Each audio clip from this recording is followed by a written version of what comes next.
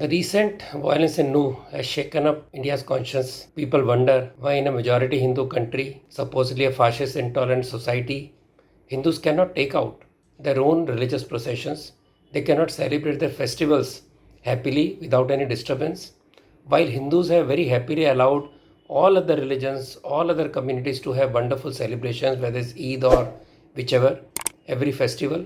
But somehow there seems to be some strange kind of secularism ruling the country. I will not talk about no violence because enough has been said, enough has been read, and people know that who is responsible, that it was a planned conspiracy. Somehow, many people are trying to justify it in the name of somebody called Monu Yadav or Manesar or something like VHP being there. If one person's presence and a festival where Jai Shri Ram's slogan is raised can lead to such a high violence that you already have stones on your terraces, you have got guns, you have got swords, and you attack people in the procession, definitely it's not spontaneous. Nor can anger be justified because you are hurt. Because 5 times a day, Hindus are also told that their God is inferior to some other God, which is the supreme God. They don't go and throw stones. It is, we have to look at the pattern, not just one particular case. The pattern tells you that there is something much deeper, much more political, of supremacism, of domination.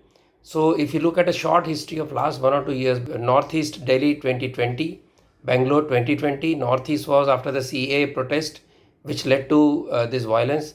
Then you had Bengaluru where a Dalit MLC was beaten up, houses torched, police attacked because there was a Facebook post. Then we had Jahangirpuri in April 22, Roorkee, Uttarakhand April 22, Howrah, Hooghly, Dalkola, West Bengal April 23, and also Vadodara April 23. Whether it's Muharram, whether it's Ram Navami, or whether Hindu Hanuman Jayanti, it is Hindus who face the brunt. What is the secret behind it? It is the philosophy that they speak about. It is the Quran they quote. It is the Hadith they quote, or the Sharia they quote. People must ponder. We cannot simply say that some people are bad. When some people are bad and influencing and destroying entire society, we have to stand up. Or is it only India?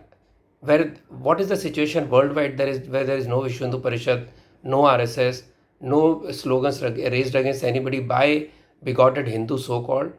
Let me look at Israel, Jews and Muslims, the Balkans, Orthodox Serbians vis-a-vis Bosnians and Albanian Muslims, Sudan, Muslims versus Christians and indigenous faith, Nigeria, Muslims versus Christians, Iran, Pakistan, Iraq, Shia versus Sunni, Indonesia, Muslims versus Christian, Chechnya and Philippines, Muslims insurrections, and Europe, of course, we know hardly any society has been left which has not been burnt, which has not been attacked, where no attack has happened, had taken place against women.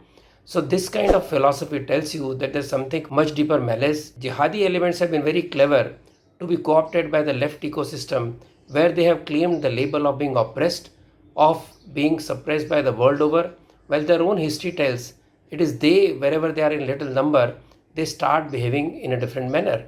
They try to oppress other people and force their view, whether it's force or whether use of democracy. It is happening all over the world. So are we going to blame one particular person, one particular instance for these pre-planned, well-prepared attacks on the other members of the society? Are we going to say that are we looking at something like 1920 Mopla riots or attacks on Hindus where 11,000 Hindus suffered, to 24 where there is continuous riots? Are we trying to create that same situation? Are we trying to create a situation of direct action against Hindus, which led to so many riots that finally when Bihar people woke up and retaliated, Pandit Nehru in 46 threatened throwing a bomb on those people who were rioting. If we can take this kind of severe action on one community, why are we trying to paste up the differences, trying to cover up these problems and trying to blame a few people? If other people don't stand up, then the entire society gets damned. While we stand up for any kind of injustice perpetrated, any kind of outrage perpetrated from whichever religion, why are other people, the so-called progressives, being very selective? This hypocrisy has led to this situation, and this will get only worsened at least in 2024. So let us wake up, let us shake up our politicians and tell them to shut up and start having serious thinking, because that's the only way that can bring peace and not lead to more and more violence.